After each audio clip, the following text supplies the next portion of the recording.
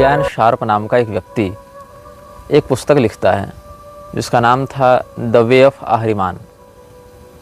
आहरिमान शब्द फारसियों में भी बड़ा प्रसिद्ध है और हमारे कमेंट बॉक्स में बहुत से लोगों ने फारसियों से जुड़े हुए इस शब्द के विषय में अपनी अपनी बातें लिखी थीं और किसी व्यक्ति ने मुझे व्हाट्सएप और टेलीग्राम इत्यादि के माध्यम से भी इन सभी विषयों में कुछ बातें कही थी। तो हम आज आपको कुछ ऐसी बातें बताने जा रहे हैं जो कि अप्रसिद्ध हैं, किंतु उनका एक महत्वपूर्ण अस्तित्व म्लेच्छराज से जुड़े हुए संगठनों या सभ्यताओं में प्राप्त होता है। तो आहरिमान शब्द फारसियों में अधिक प्रसिद्ध है शैतान के रूप में या नकारात्मक शक्तियों के अधिष्ठाता के रूप में, और फारसियों में जो भाषाओं का विस्तार है उन्हीं भाषाओं का एक बहुत बड़ा भाग पश्चिमाम्नाय तंत्र के मंत्रों में भी प्राप्त होता है। जैसे कि प्रोक्तः पारस्य भाषया, ऐसा भगवान महादेव भी वर्णित करते हैं पश्चिमाम्नाय तंत्र की आसुरी संपदाओं से संबंधित मंत्रों के परिचय में, जो कि हम आपको पूर्व काल में वर्णित कर चुके हैं। तो ये क्या लिखता है ये व्यक्ति, जिसका नाम है ब्रियन शार्प, ये लिखता है, it is time for those of us who know Ahriman is the true God to stand up against the world.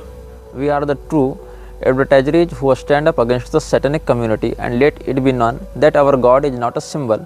He is the omnipotent force in the universe that causes chaos to keep evolution moving ever forward. Our God is not a loving, caring, personal God. Ahriman is on everybody's side, and he allows natural law to weed out the weak and unworthy. Let it be known, if you are in tuned to his plan, you are in his favor. With accomplishment comes reward. जो इसने prologue लिखा है अपनी पुस्तक में the way of आहरिमान, उसमें इसने स्पष्ट कहा है कि हम आहरिमान, और ब्रैकेट में लिखा है शैतान, उसको सच्चा ईश्वर के रूप में मानते हैं और इस पूरी दुनिया के खिलाफ खड़े हैं। हम लोग उसके सच्चे विज्ञापन करता हैं और ये बताना चाहते हैं कि हमारा ईश्वर कोई प्रतीकात्मक ईश्वर नहीं है। मतलब ये जो आहरिमान को अपने आराध्य के रूप में देखते हैं वो कोई प्रतीकात्मक ईश्वर नहीं है, अपितु वो इस विश्व में सर्वव्यापी है। उसकी शक्ति या उसकी ऊर्जा सभी लोगों को प्रभावित करती है किसी न किसी रूप में, और जो कमज़ोर लोग हैं या जो अपरिपक्व अयोग्य लोग हैं उनको प्रकृति स्वयं नष्ट कर देती है। Survival of the fittest. जो व्यक्ति सक्षम है, जो व्यक्ति ताकतवर है, जो व्यक्ति संघर्षशील है या अपनी योग्यता को सिद्ध कर सकता है समाज में, वही व्यक्ति किसी भी युद्ध में अपने आप को सुरक्षित निकाल सकता है या किसी भी आपदा में सुरक्षित बच सकता है। तो आहरिमान के उपासक वही लोग हैं जो ताकतवर हैं, जो लोग संघर्षशील हैं, और आहरिमान प्राकृतिक बहाव में उन सभी लोगों को मिटा देना चाहता है जो कमज़ोर हैं, दबे कुचले हैं या संघर्ष का सामर्थ्य नहीं रखते हैं। ये इसका दावा है। साथ ही यह कहता है कि हमारा जो देवता या हमारा जो ईश्वर है आहरिमान, इसके लिए वो कोई पर्सनल जैसे सभी लोगों के मान्यता में है कि हमारे ईश्वर हमसे बड़ा प्रेम करते हैं, दयालु हैं, कृपा निधान है, करुणा निधान है, दीन वत्सल है, वैसा नहीं है। ये कठोर नियम पर चलता है। जो ताकतवर है सर्वाइव वही करेगा, जो फिटेस्ट है, सर्वाइवल ऑफ द फिटेस्ट है, इसका नियम है। तो एक शक्ति की परिकल्पना प्राप्त होती है फारसियों में, जहाँ पर अहूरा मजदा की ये बात करते हैं, अहूर मजदा। अब ये स को ह पढ़ते हैं फारसी, सकार का उच्चारण हकार के रूप में करते हैं, इसीलिए अहूरा को आप असुर भी कह सकते हैं, असुर मजदा भी कह सकते हैं। लेकिन असुर मजदा को ये लोग जीवन और संतुलन का देवता मानते हैं। एक प्रकार से मान लें तो इस सृष्टि के रचयिता के रूप में ये लोग देखते हैं। फारसियों में जो एक संभाग कुछ अच्छे लोगों का हो सकता है या जो कुछ मानवता के प्रश्रय में रहते हैं, उसको समर्थन देते हैं, उन लोगों में जो जिसको पॉजिटिव कह सकते हैं, पॉजिटिव पार्ट, वो अहूर मजदा के उपासक होते हैं। 1966 ईस्वी में एंटन लेवी नाम के एक व्यक्ति ने यूरोप के जगत में चर्च के विरुद्ध एक अभियान खड़ा किया था। उसका कहना था कि चर्च वस्तुतः जिसकी पूजा करती है वो ईश्वर नहीं है, वो इस विश्व को नष्ट करने वाली ताकत है और असली ईश्वर तो शैतान है। ऐसा कह के उसने शैतानी पूजाओं को खुलेआम प्रचारित करना प्रारंभ किया और उसके अभियानों को व्यापक रूप से प्रतिबंधित करने के लिए और उसके द्वारा दिए गए भाषणों को दबाने के लिए FBI ने बहुत परिश्रम किया। और 1990 ईस्वी आते आते एंटन लेवी के बहुत से दस्तावेज और बहुत से भाषणों पर अस्थायी रूप से प्रतिबंध लगा दिया गया था। क्योंकि चर्च में विद्रोह हो रहा था, क्योंकि एंटन लेवी ने चर्च से जुड़े हुए ऐसे बहुत से गुप्त रहस्य सार्वजनिक कर दिए थे, जिससे वो सिद्ध कर रहा था कि ये लोग जीसस और गॉड के नाम पर जो कर रहे हैं वो दरअसल सैटनिज्म है, वही इविल है, और हम जो कर रहे हैं वो वास्तविक ईश्वर का प्रतिनिधित्व करता है। तो एंटन लेवी से बहुत अधिक प्रभाव था ये व्यक्ति जिसके बारे में हम आपको बता रहे हैं, जिसने पहले लिखा है हेल अहरिमान, मतलब अहरिमान की जय हो, इस प्रकार से उद्घोष कर रहा है। और इस व्यक्ति का नाम है Brian Sharp, reverend Brian Sharp. म्लेच्छराज के उपासक एक साझी चेतना का प्रयोग करते हैं, मतलब एक कॉमन सर्वर का प्रयोग करते हैं। जैसे आप किसी कॉर्पोरेट में काम कर रहे हो तो आपको एक सर्वर आईडी दी जाती है, उस सर्वर पर सारे डाटा फाइल्स इंक्लूड रहते हैं, आपको एक आईडी दी जाती है, फिर आप कलेक्टिवली उस आईडी में का प्रयोग करके वहाँ घुसते हैं और वहाँ पर जो भी जानकारी दी जाती है उसका प्रयोग करके अपने काम को आगे बढ़ाते हैं। तो कलेक्टिव सर्वर दिया जाता है कॉर्पोरेट में काम करने वाले लोगों के लिए। किसी प्रोजेक्ट पर काम कर रहे हैं 10 लोग, तो 10 के पास एक कॉमन सर्वर तो होगा ही उस प्रोजेक्ट से चीज़ें जो जुड़ी हैं उनको बातों को साझा करने के लिए, डाटा निकालने के लिए। तो वैसे ही यहाँ पर अहरिमान या आर्द्रमलक्ष के जो अनुयायी होते हैं, जो म्लेच्छराज के समर्थक हैं, जिसने उसकी ज्योति की धारणा स्थापित की है, वो जिस कलेक्टिव कॉन्शियसनेस का प्रयोग करते हैं, जिस साझा चेतना का प्रयोग करते हैं, उसका नाम है ईथर। ईथर को आप ऐसे भी स्पेल कर सकते हैं AETHER। तो ईथर से वो क्या करते हैं अपने आप ईथर का प्रयोग थॉर की भी किसी मूवी में देखे होंगे, हालांकि वो उसका सही चित्रण नहीं है और ईथर नाम का एक वास्तविक तत्व भी एग्जिस्ट करता है दुनिया में, लेकिन ये अपने अंतश्चेतना के तरंगों को आपस में कनेक्ट करने के लिए जिस तकनीक का प्रयोग करते हैं वो ईथर ही कहलाता है। ऐसे ईथरनेट नाम की भी एक तकनीक आती है, वो एक अलग है। तो फारसियों ने इस म्लेच्छराज को अहरिमान के नाम से पुकारा, जैसा कि हम बता रहे थे। और ब्रियन शार्प जैसे लोग जो अहरिमान का खुलेआम प्रचार करते हैं और उसके समर्थन में लोगों को जोड़ने के लिए प्रयासरत भी हैं कई दशकों से, उन लोगों ने अहरिमान को एक नाम दिया है, गॉड ऑफ फ्री विल। मतलब ये उन्मुक्त इच्छाओं का देवता है। और फ्री विल के नाम से बहुत कुछ अभी समाज में चल भी रहा है कि हम क्या पहनेंगे हम खुद तय करेंगे, हम क्या खाएंगे हम खुद तय करेंगे, हम क्या कैसे कहाँ उठेंगे बैठेंगे हम खुद तय करेंगे। तो कुल मिला के ये जो फ्री विल का नाटक है वो व्यभिचार को प्रोत्साहित करने के लिए, बलात्कार को प्रोत्साहित करने के लिए, नशेबाजी को प्रोत्साहित करने के लिए, अश्लीलता को प्रोत्साहित करने के लिए और विविध प्रकार के अवैध तत्वों के व्यापार को प्रोत्साहित करने के लिए प्रयोग हो रहा है। So basically the society is doomed due to the free will of evil people. तो अहरिमान के जो अनुयायी हैं वो लोग इसको स्वतंत्र इच्छाओं का, उन्मुक्त इच्छाओं का देवता मानते हैं, क्योंकि ये किसी चीज़ पर प्रतिबंध नहीं लगाता। मतलब आप जो मन सो खाएं, जो मन सो पिएं, जहाँ मन वहाँ रमण करें, इसी से तो कलयुग बढ़ेगा। उच्छृंखलता ही कलयुग को प्रश्रय देती है। द्यूतम पानम स्त्रिय सूना यत्रा धर्मश्च चतुर्विध। यहाँ तो कोई सज्जन या शिष्ट व्यक्ति जाएगा नहीं, कहीं वेश्यालय में, कहीं मदिरालय में कोई शिष्ट अनुशासित व्यक्ति तो जाएगा नहीं, विवेकी व्यक्ति तो जाएगा नहीं, प्रमादी व्यक्ति ही जाएगा, उच्छृंखल व्यक्ति ही जाएगा। तो उच्छृंखलता को ही ये लोग अपने उपलब्धि के रूप में देखते हैं। इसीलिए अहरिमान चूंकि इन सभी विलासी तत्वों पर कोई प्रतिबंध नहीं लगाता, इसीलिए इसको गॉड ऑफ फ्री विल का इन्होंने नाम दिया। इसी फ्री विल की वकालत करते हुए जो अभी समाज बढ़ रहा है आगे लिबरल बनने की ओर, जिसको लिबर्टी कहते हैं, या ये लोग जो लिबरल्स अपने नाम के आगे लगाते हैं, वोक एक शब्द का प्रयोग करते हैं। वोक मतलब क्या? वेक का पास्ट टेंस में वोक हो जाएगा, तो वोक मतलब हम जग चुके हैं, हम प्रबुद्ध हो चुके हैं, इस प्रकार का वो शब्द दिखाते हैं। वोक कल्चर एक बढ़ रहा है। तो वोक कल्चर जो लिबरलिज्म है वो किस पर आधारित है? फ्री विल पर आधारित है। और अहरिमान को ये लोग गॉड ऑफ फ्री विल कहते हैं। और इसी के एजेंडे को आगे बढ़ाने के लिए विविध प्रकार के उपासना पद्धतियों में फेरबदल करते हैं और अपने गुप्त संस्थाओं से लोगों को जोड़ते हैं। यद्यपि मज़े की बात क्या है कि जैसे अफगानिस्तान में भी चोरी डकैती थी, जब पुलिस प्रशासन थी तब भी तो चोरी डकैती थी। अब तालिबान आ गया है तो चोरी डकैती रुक गई, लेकिन बड़े स्तर पर शुरू हो गई। तो वस्तुतः एक छोटे आतंकवादी को नियंत्रित करने के लिए बड़ा आतंकवादी आता है। जैसे वेन जब अंग के बाद राजा बना था तो उसके राज्य में जो छोटे मोटे चोर डकैत थे वो भाग गए, क्योंकि बड़ा डकैत आ गया है क्षेत्र में। तो बड़ा गिरोह जब आता है तो छोटे गिरोह वाले शांत हो जाते हैं। तो छोटे मोटे प्रेत भूत पिशाचों को कंट्रोल करने के लिए जिनकी परिकल्पना की गई वो एंजल्स हो जाते हैं।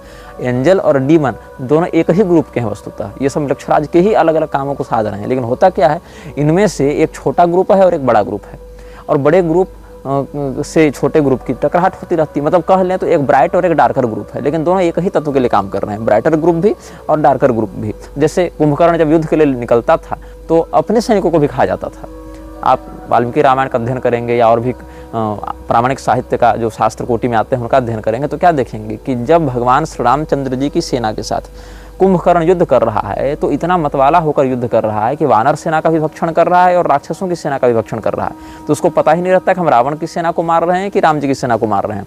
लेकिन है कुंभकर्ण कौन? वो तो लंका का ही व्यक्ति है, वो तो रावण के लिए युद्ध कर रहा है, लेकिन नुकसान राक्षसों को ही पहुंचा रहा है। ऐसे ही brighter side of angels and darker side of demons में भी यही अंतर है। दोनों काम मृक्षराज के लिए ही कर रहे हैं, दोनों कलयुग को ही बढ़ाने में लगे हैं, दोनों आसुरी तत्वों के ही पोषण में लगे हुए हैं, लेकिन एक दूसरे के विरुद्ध ये प्रतीत होते हैं अपेक्षाकृत दृष्टिकोण से।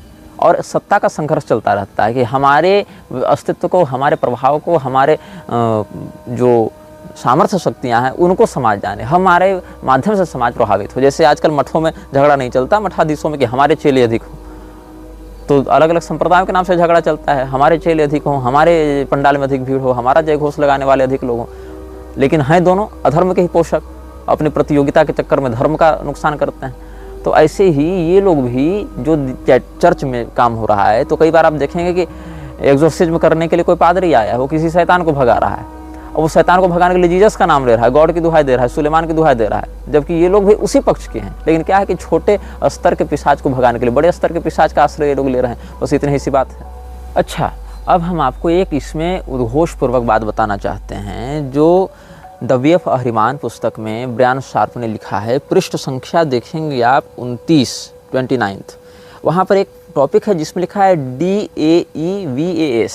इसको आप अगर थोड़ा सा सरलीकृत पढ़ना चाहें तो देवाज ऐसे पढ़ा जाएगा, दैव, दैव शब्द से प्रयोग किया जाएगा। लेकिन दैव में the original beings of hello, इनका नाम लिखता है ये व्यक्ति, मतलब जो नरक के वास्तविक लोग हैं। और इसमें 6 लोगों के नाम हैं।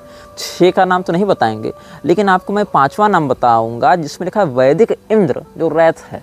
रैथ कहते हैं तबाही या प्रकोप, इस प्रकार के शब्द के लिए रैथ का प्रयोग किया जाता है। रैथ ऑफ टाइटन्स भी एक आई थी ना मूवी हॉलीवुड में बहुत पहले, तो वैदिक इंद्र जो है वो प्रकोप के देवता हैं, ऐसा ये कह रहा है। लेकिन ये ओरिजिनल बींग्स ऑफ हेल में आते हैं इन लोगों के लिए, देवा। तो कैसे लोगों को मिसगाइड करते हैं ये लोग कि अरे तुम्हारे जो देवी देवता हैं वो भी तो नरक के ही हैं, वो तो हमारे शैतान के नीचे काम करते हैं, क्योंकि शैतान is king of hell and these are original beings of hell. तो वैदिक इंद्र की यहाँ पर चित्रण वृत्ति रखी गई है रैथ के या प्रकोप के प्रभारी के रूप में, द इंचार्ज ऑफ रैथ। लेकिन वैदिक मान्यता में देवराज इंद्र ऐसे तो हैं नहीं, और देवराज इंद्र जो हैं वो देवताओं के राजा हैं, वो दैवीय संपदा के एक प्रधान स्तंभ में आते हैं, पूर्व दिशा के दिक्पाल भी हैं, अमरावती के राजा भी हैं, देवराज इंद्र हैं। और देवराज के पद पर कौन बैठता है? जो 100 अश्वमेध यज्ञों को निर्विघ्नता पूर्वक संपादित कर ले। और अश्वमेध यज्ञ करने के लिए कितना संयम चाहिए, कितना ज्ञान चाहिए, कितनी सत्वनिष्ठा चाहिए, ये भी शास्त्रीय परंपरा के लोग जानते ही हैं। तो देवराज इंद्र के विषय में दुष्प्रचार करते हैं अहरिमान वृक्षराज के अनुयायी, आर्दमलेक्ष के जो समर्थक हैं, कि देवराज इंद्र वस्तुतः देवता नहीं है, वो दरअसल शैतान है, ऐसा ये लोग चित्रण करते हैं। और वो ओरिजिनल बींग्स ऑफ हेल में आता है, और बाकायदा उद्घोषणा कर रहे हैं वैदिक Indra is the incharge of wrath, ऐसा कहते हैं ये लोग। और इसमें कहीं कहीं इन्होंने नाम तो लिखा है, जैसे वैदिक इंद्र और रैथ के नीचे अनाशित, अरास्क, इश्म, किन, सिज, तारोमैती, इन समूह का नाम लिखा है कि ये 6 जो शैतान हैं ये उनके नीचे काम करते हैं, इस प्रकार से कहते हैं।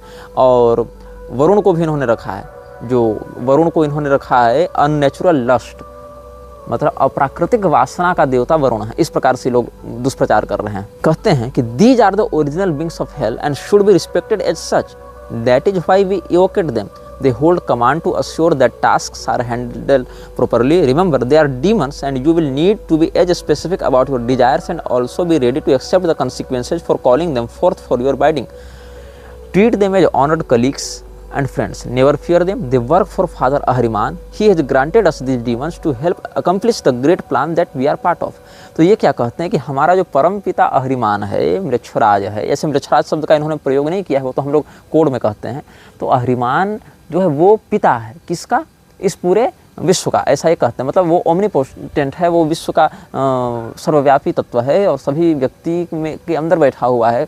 और जो कमज़ोर हैं, जो असफल हैं, जो संघर्षहीन लोग हैं, उनको इस प्राकृतिक व्यवस्था से हटाने का वो काम करता है, मिटाने का काम करता है। केवल सफल और समर्थ लोगों का ही वह राजा है। और इसी बात को आप देखेंगे तो हूर पार्क रात के मंत्री एवास था, वो अयास ही, लेकिन हमने भ्रम में अयास कह दिया। जो हूर पार्क रात का मंत्री एवास था, जिसने अल्स्टर क्रॉली को बुक ऑफ लॉ पढ़ाई थी, उसमें भी एक सेक्टर ऐसा आता है जहाँ कहा जाता है कि मैं दयालु नहीं हूँ और मैं लोगों पर तरस खाने के लिए नहीं आया हूँ और मैं कोई केयरिंग नहीं हूँ, मैं केवल समर्थ और प्रतिष्ठित, धनी और पराक्रमी लोगों के लिए ही तैयार हूँ और उन्हीं का समर्थन करता हूँ। तो इसी बात को यहाँ भी जो ब्रायन शार्प है वो लिख रहा है और यह दावा करता है कि जो वैदिक इंद्र हैं और जो वरुण हैं, ये सब बड़े बड़े देवता भी अहिरिमान के लिए काम करते हैं। और ये सब वस्तुतः देवता नहीं, ये सब डीमंस हैं, ये सब शैतान हैं, ये सब राक्षस हैं, असुर हैं, और ये सब हमारे लिए हमारे पिता अहिरिमान के द्वारा भेजे गए हैं। इसलिए इनका आवाहन करके हम अपनी इच्छानुसार कार्यों को कराएंगे। इस प्रकार से लोगों के मध्य भ्रम का प्रसार करता है। तो तमोगुण का प्रसार जब किया जाता है तो क्या कहा जाता है? सर्वार्थान विपरीतांश बुद्धि सापार्थ तामसी। जो सभी बातों का उल्टा अर्थ बताए वो तामसी बुद्धि होती है। और इसी तामसी बुद्धि का प्रसारण करके कलयुग को बढ़ोतरी दी जाती है। तो कलयुग को बढ़ाने के लिए जो भ्रामक बातें हैं, देवता को असुर बना देना और असुर को देवता बता देना। तो अहिरिमान जो नकारात्मक तत्व है उसको ये लोग कह देते हैं कि यही सच्चा ईश्वर है, और जो देवराज इंद्र हैं, वरुण हैं, उनको ये लोग नेगेटिव बताते हैं। और अगर कहीं पॉजिटिवली इनको पोर्ट्रेट भी करना पड़े तो अहिरिमान से नीचे दिखाते हैं कि Ahriman is the father of universe and Vedic Indra and Varuna work under him and these are not gods, these are demons and the duty of these demons is to serve the followers of Ahriman. ऐसे आप समझ सकते हैं इस बात को। इसके बाद इसी पुस्तक के पृष्ठ 37 में एक सेक्टर इसने दिया है, dictionary of the infernal God's.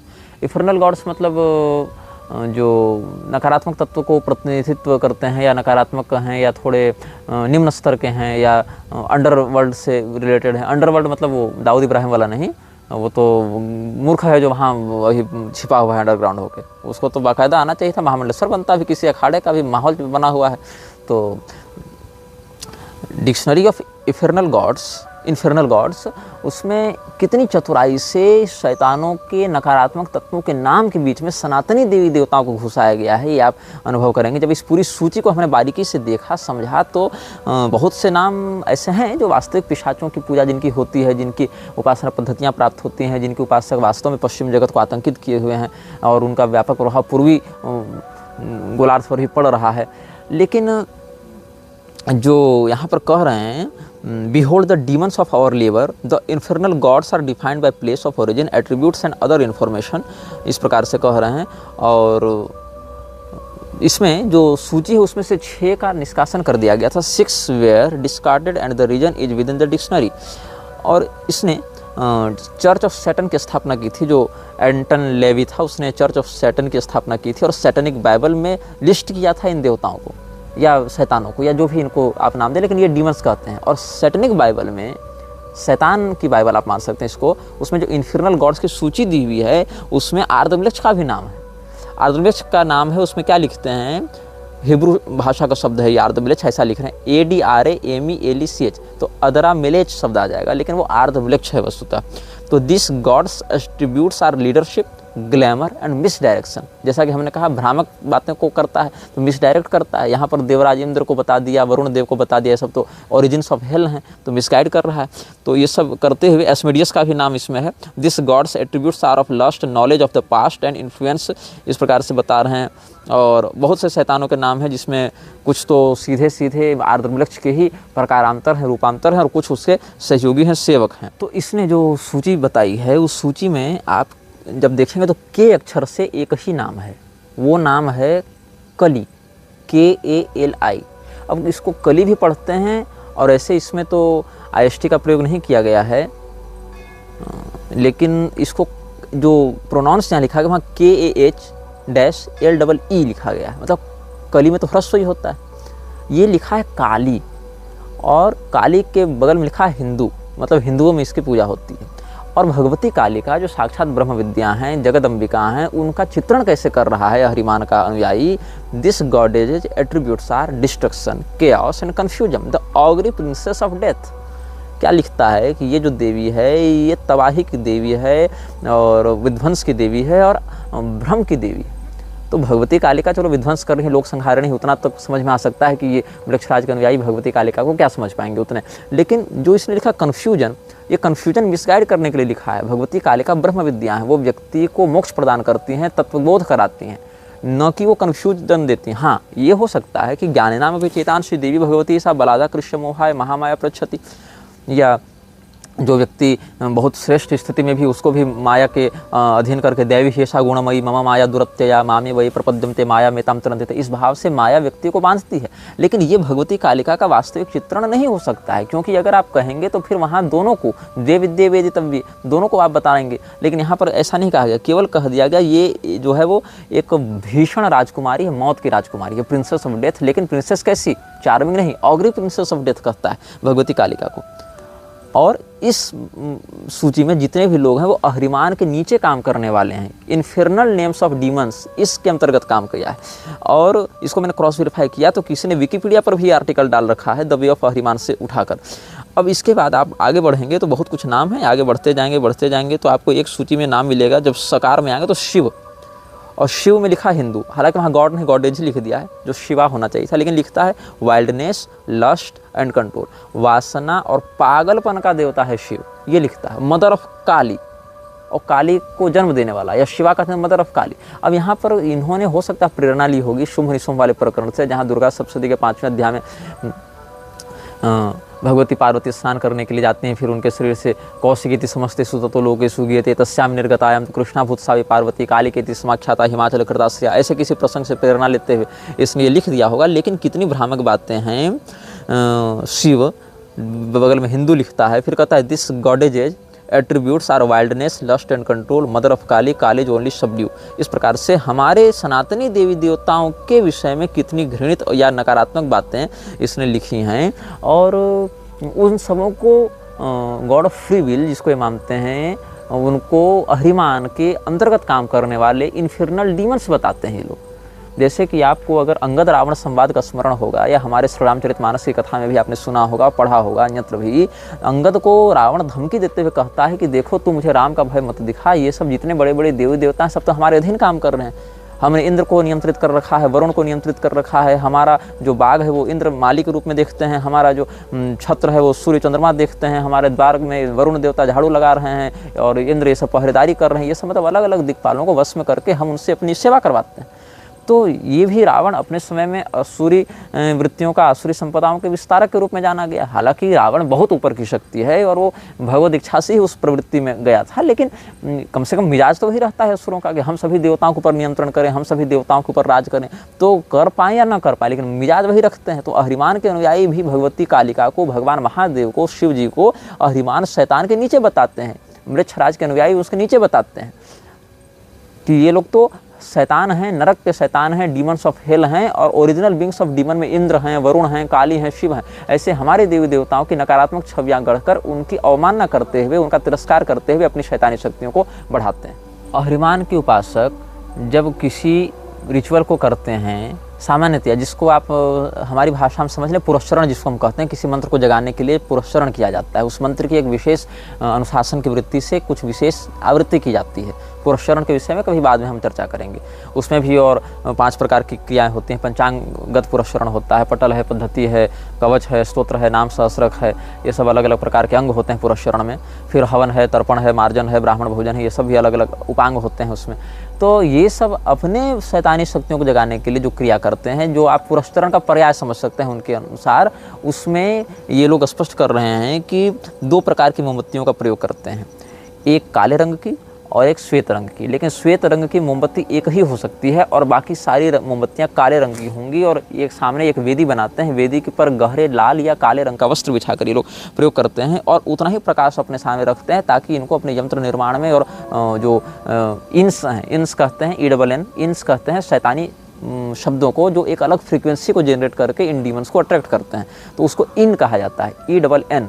तो इंस का प्रयोग करके ये लोग जो अलग से एक शाब्दिक तरंगों का निर्माण करते हैं, उससे शैतानों का आकर्षण होता है, या इस प्रकार के पिशाच इनके पास आकर इनकी बातों को सुनते हैं और जिसकी जैसी योग्यता होती है उसके अनुसार से उसका कार्य संपादित करते हैं। तो मृक्षराज के अनुयायी सामान्यतः अपने मंत्रों को जगा कर रखने के लिए इस प्रकार के रिचुअल्स का प्रयोग भी करते हैं। इसके साथ ये लोग विशेष दर्पणों का प्रयोग करते हैं। जिस सब जगह ये कथित पुरस्चरण करते हैं ये लोग, वहाँ पर दर्पणों का बहुत व्यापक प्रयोग करते हैं। दर्पणों के कारण वो जो प्रकाश है वो परावर्तित भी होता है और साथ साथ ये मूर्ति पूजा भी करते हैं। यद्यपि विश्व में जो सनातनी मंदिर हैं, जो तीर्थ हैं उनको तोड़ने में, प्रतिष्ठित देवालयों को विध्वंसित करके, उनकी ऊर्जा को खंडित करके अपने नकारात्मकता को फैलाने में इनका बड़ा षड्यंत्र रहा है। और बड़ी बड़ी सरकारें भी इनके इसी अभियान को सार्थक करने में लगी हैं। भारत में भी बहुत से देवालय इसी षड्यंत्र के आधार पर तोड़े जाते रहे हैं और बड़े बड़े चैत्य वृक्षों को विध्वंस के माध्यम से हटाया जाता रहा है, ताकि उनसे जुड़ी हुई शक्तियों का वह किरण खंडित हो और म्लेच्छराज की शक्तियाँ वहाँ पर विशेष प्रभाव कर सकें। इसीलिए कॉरिडोर के नाम पर या विकास के नाम पर या तीर्थ स्थलों के डेवलपमेंट के नाम पर, टूरिज्म को प्रमोट करने के नाम पर जो है बड़े बड़े पुराने वृक्षों को, देवालयों को नष्ट करके उनके साथ जो शक्तियाँ जुड़ी हुई हैं उनके कनेक्शन को तोड़ने का षड्यंत्र किया जाता है। और लोग इसको विकास का नाम दे देते हैं। मूर्ख लोग इसको पीछे के षड्यंत्र और उद्देश्य और प्रायोजक को न समझने के कारण उनका ही समर्थन और यशोगान करते रहते हैं। तो यहाँ पर मूर्तियों को भी ला ला कर ये लोग पूजा करते रहते हैं और भारत से बड़ी मूर्तियां ये लोग चुरा चुरा कर विदेश ले जाते रहे हैं, जिस पर हम बाद में सप्रमाण चर्चा करेंगे। पूरे उपलब्ध रिकॉर्डों के साथ हम चर्चा करेंगे कि कब कब किस किस समय कौन कौन सी प्रतिष्ठित मूर्तियों को कहाँ कहाँ ले जाया गया। इसकी हमने काफ़ी लंबी शोध वृत्ति से जांच पड़ताल की है। बहुत से लोगों के रिसर्च पेपर्स और कोर्ट पेपर्स का भी हमने आश्रय लिया है, जिस पर भविष्य में हम कभी बाद में इसी श्रृंखला के अंतर्गत चर्चा करेंगे कि कैसे हिंदू देवी देवताओं की मूर्तियों को चुरा चुरा कर ये विदेश ले जाते हैं और उनका प्रयोग करते हैं रिचुअल्स में। जैसा कि स्पष्ट कहते हैं, जो इन्फिर्नल डिक्शनरी जो हमने आपको अभी बताई, सबका नाम तो नहीं बताया हमने समयाभाव के कारण, लेकिन उसमें हिंदू देवी देवताओं का भी नाम, इंद्र, वरुण, काली, शिव इत्यादि का नाम है। तो लिखते हैं, gather idols of the infernal gods and demons, use other decor in the temple that reflects the power of hell. इस प्रकार से गाइड दे रहा है ये व्यक्ति कि सैटनिज्म यूजेज आइडल्स इन रिचुअल। ये जो उपासक हैं ये मूर्तियों का प्रयोग करते हैं ऐसे रिचुअल्स में, और उन देवताओं की मूर्तियों का प्रयोग करते हैं या पिशाचों की मूर्ति का प्रयोग करते हैं, जिनका नाम पहले डिक्शनरी में बता चुके हैं, जिसमें हमने आपको कई सारे हिंदू देवी देवताओं के नाम भी बताए जिनका नकारात्मक चित्रण किया गया है इस आलोक में। ये कोटिंग्स नाम का एक लेखक है। ये कोटिंग्स ने नवंबर 2000 ईस्वी में अपना एक संस्मरण साझा किया था। उन्होंने क्या लिखा है, ये कोटिंग्स ने, उसने एक पुस्तक लिखी थी किंगडम ऑफ फ्लेम, मतलब ज्वाला का साम्राज्य। आपको स्मरण होगा, हमने भी बताया था अनाम मिलक्ष की ज्योति की स्थापना लोग अपने हृदय में करते हैं और अलग अलग संस्थाओं के माध्यम से उसका प्रसार किया जाता है, लेकिन वास्तविक स्रोत का संदर्भ दिए बिना। तो किंगडम ऑफ फ्लेम, ज्वाला का साम्राज्य, इस नाम से एक पुस्तक लिखी थी ये कोटिंग्स ने। और ये कोटिंग ने एक बात लिखी, आप उसको ध्यान से सुनेंगे। In the month of November 2000 I was given a strange text by 3 strange men with the mission of deciphering and finding the practical applications of it within an occult setting. Working with the training and the resources of the Ordo Ascension Aeternalis, I completed this task the following year, releasing the results in a thesis manuscript to the order. ये coatings के पास नवंबर 2000 ईस्वी में 3 अज्ञात व्यक्ति आए और उन्होंने इसको एक पांडुलिपि प्रदान की और कहा कि इस पांडुलिपि में जो लिखा है उसको डिकोड करो, उससे संबंधित पूरी पद्धति का निर्माण करो और हमें दो। और ये कोटिंग्स मना नहीं कर पाया उससे जुड़ी हुई बातों को, और उसने उन तीनों अज्ञात व्यक्तियों के कहने पर पूरा काम धंधा छोड़कर 1 साल की मेहनत की और उन सारे मैन्युस्क्रिप्ट की जांच पड़ताल करके उसमें लिखी सारी बातों को तैयार करके एक पद्धति तैयार की और उन लोगों को दिया, जो उन्होंने प्रयोग में लाया। और कहता है ये लेखक कि I have entered all the gateways, summoned all the entities and performed all of the rites they were contained in that text. जब ये उस पांडुलिपि का अध्ययन कर रहा था ये लेखक, तो इसने उस पांडुलिपि में बताए प्रत्येक मंत्र की साधना की, प्रत्येक बताए गए एंटिटी को बुलाया, उससे संवाद किया, तभी तो पता चलेगा ना कि आगे क्या करना है। तो वहाँ दी गई पद्धतियों को डिकोड करके इसने वो सारे चीज़ किए और सारे के सारे द्वार खोले, सारे एंटिटीज़ को बुलाया, सारे के रिचुअल्स किए जो कोई लिखा हुआ था। और कहता है, इसने अपना अनुभव बताया, I have seen and I have proven without doubt that these beings do exist. इसमें कोई संदेह नहीं और इसमें कोई संशय नहीं कि मैंने उन्हें देखा और पूरे विश्वास के साथ मैं सिद्ध कर सकता हूँ कि वो उनका अस्तित्व है। And these kingdoms do hold reign in that region called regnum spiritus between this world and the next. लोक और परलोक के बीच में उनका कोई अस्तित्व है, कोई साम्राज्य है, जिसको अपनी लैटिन भाषा में इसमें रेगनम स्पिरिटस का है, मतलब आत्मा का संसार, उसका हिंदी में से समझें, आत्मा का संसार या भूतों का संसार इस प्रकार से कर सकते हैं, और उनका वास्तव में अस्तित्व है। और इसने बहुत ज़्यादा इसमें लिखा है, it was never made known to me or any other with which I have spoken who the original authors of this book were. इसने बहुत जांच पड़ताल की और बहुत लोगों से संपर्क किया, लेकिन ये कभी पता नहीं चल पाया इसको कि वो जो लिखा हुआ हस्तलिखित जिसके पास भेजा गया था 3 लोगों के द्वारा, अज्ञात लोगों ने जो दिया था नवंबर 2000 ईस्वी में, वो वास्तव में किसके द्वारा लिखा गया था, किसने उसको लिखा था। तो more likely it is the work of one who came before me, a grand emissary of the 18 flames, who set down on a paper the most basic information pertaining to these secrets। ऐसा ही लिखता है कि हो सकता है कि 18 ज्वालाओं का, यहाँ 18 शब्द का प्रयोग किया गया है, पता नहीं किस संदर्भ में, ये जांच का विषय है। 18 ज्वालाओं के जो स्रोत हैं वहाँ से कोई व्यक्ति ने इसको बैठकर लिखा था और मुझ तक पहुँचाया था, ऐसा इसने दावा किया है। और इसने बहुत सारे इसमें अध्याय लिखे हैं। किंगडम ऑफ फ्लेम कहते हैं, इसका जो सब टाइटल है वो है the grimoire of evocation and sorcery, और इसमें द स्केल्टन सिफर है। फिर आगे एक अध्याय द मैजिक स्क्वायर्स, इस प्रकार से एक अध्याय है। इनहेबिटेंट्स ऑफ द स्क्वायर्स ऐसे करके एक तीसरा अध्याय है। इसमें अलग अलग डीमंस के इसने नाम बताए हैं। और आइडन नाम का एक पिशाच इसके पास आया था और ये ज्वालाओं के दूसरे राज्य से आया था, और इसने कहा कि जो भी तुम संपत्ति चाहते हो, जो भी तुमको पैसा दौलत चाहिए वो हम देंगे, और in fact he will give even give more than is asked for, having summoned him and seen the remarkable results, I would love to evoke Laden daily and reap the benefits, knowing Laden, Laden नाम है इसका, हमको लग रहा है, या यार्डन भी हो सकता है, क्योंकि ये पूरा का पूरा फॉन्ट जो है वो थोड़ा भ्रामक लग रहा है मुझे, या लेडन नाम है या यार्डन नाम है। तो however doing such would be the last thing I would advise. It is also said that in his description that he will take back more than is had. मतलब जब इसको बुलाया तो इसने जो भी दौलत देनी थी वो दी, और कहा कि और भी तुमको ज़रूरत पड़ेगी तो दूंगा। तो लेखक ने कहा कि मुझे बहुत अच्छा लगेगा, मैं इसको रोज़ बुलाऊँ और रोज़ इससे फ़ायदा लूँ। लेकिन बाद में धीरे धीरे मुझे समझ में आया कि ये जितना देता है उससे कहीं ज़्यादा ये वापस ले लेता है, इसका कहीं अधिक साइड इफेक्ट पड़ता है। तो by this standard a demon who is said to cause certain devastation can be trusted far more than one that will bring joy and success. जो आपकी ज़िंदगी में खुशहाली और संपत्ति और समृद्धि लेकर आ रहा है, उस शैतान से अधिक भरोसा उस शैतान पर किया जा सकता है जिसका विनाश स्पष्ट है। मतलब 2 प्रकार के शैतान आपके पास आएंगे, एक कहेगा देखो मैं तुम्हें मार दूंगा, और एक कहेगा नहीं नहीं मैं तुम्हें खूब धन दौलत दूंगा। तो भरोसा उस पर करो जो मारने की धमकी दे रहा है, क्योंकि कम से कम सच तो बोल रहा है वो। इसीलिए जो शैतान तुमको धन दौलत संपत्ति इत्यादि दे रहा है, जो पिशाच तुम्हें प्रोस्पेरिटी दे रहा है, उसकी बातों का भरोसा मत करो। उसकी बातों का भरोसा करो जो खुलेआम तुमको धमकी देकर नुकसान पहुंचाने की बात कर रहा है, क्योंकि कम से कम इस मामले में वो सच बोल रहा है। तो their intents and their designs are sinister without doubt. हम ये दावे के साथ कह सकते हैं कि ये जो ज्वालाओं का साम्राज्य चला रहे हैं और जो ये सब गतिविधियां चला रहे हैं, उनके जो नियत है, उनकी जो वृत्ति है वो बिल्कुल शैतानी है और बहुत ज़्यादा मैलिशियस है, बहुत ज़्यादा ये क्रूरता या षड्यंत्र और कपट से भरे हुए हैं। इसीलिए हम ये जानते हैं कि इन सभी लोगों से, इन सभी तत्वों से दूर रहना चाहिए। इस प्रकार से कह रहे हैं, while the demons crowd round the sufferer hoping to catch a piece of his soul as it is torn to shreds, the grand demon will wait millennia to watch the whole of existence burn from the effect of one terrifying act. इसमें क्या कह रहे हैं ये लोग कि ये जो लेखक वो कह रहा है कि पूरे के पूरे पिशाच अपने उस आराधक के चारों ओर घूमते रहते हैं और उसकी चेतना की ऊर्जा को टुकड़े टुकड़े बांट कर अपने अंदर समाहित करने के लिए लालायित रहते हैं, लेकिन उसका जो सुपीरियर रहता है वो आपको मारने के लिए 1000 साल भी इंतजार करेगा, और आपके एक कृत्य का परिणाम 1000 साल के बाद भी विनाश के रूप में दिखेगा,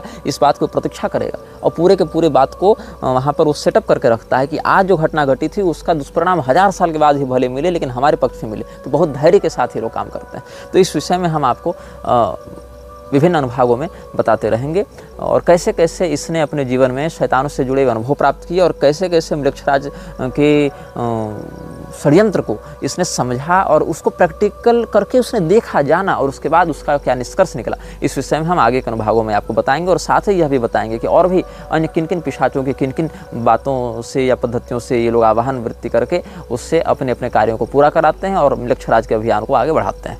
यह वीडियो जल्द ही हटा दिया जा सकता है। कृपया थर्ड पार्टी ऐप्स का उपयोग करके डाउनलोड करें।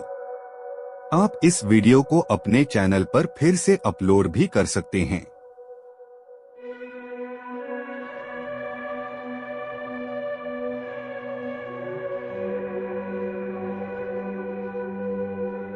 monetization.